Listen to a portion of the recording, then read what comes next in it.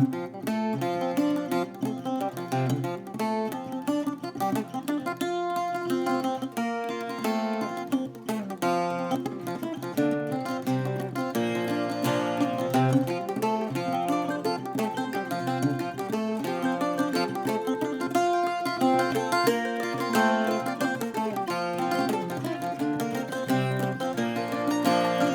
you heard of the Blind Harper, how he lived in Lochmaben town? He would go to fair England to steal King Henry's wanton brown.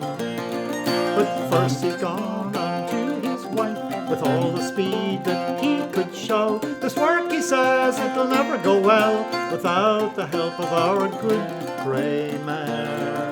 She says you take the good grey mare to run o'er hills both low and high, sit you on the grey mare's back, leave the foal at home with me. So he is off to England on even as fast as go could he. When he came to Carlisle gates, who should be there but King Henry?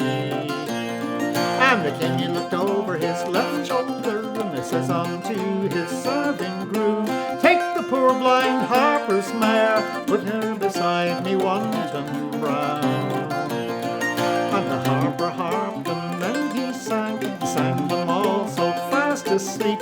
Straightway he took off his shoes, quietly down the stairs did creep. When he came to the stable door, with tread as light could be, when he entered and went in, he found 30 steeds and free. And he's taken a halter from his hose, from his purpose he did not fail. He slipped it over the wanton's nose, tied it to the grey mare's tail. And he's loosed them out of the castle gates, and the mare didn't fail to find her way. She was at Lochmaben town 3 long hours before the day.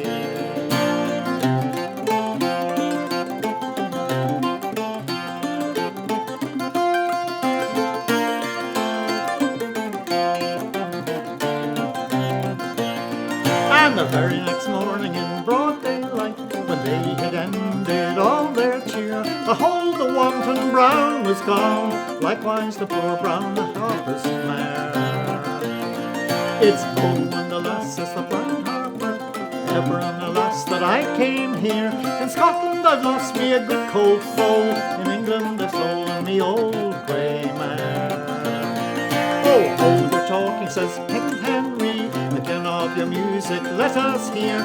Well paid shall your cold foal be, you will get a far better mare. So the harper harped, and then he sang, and so sweet was the music he let them hear. He was paid for a foal that he never had lost, 3 times over for the good grey mare.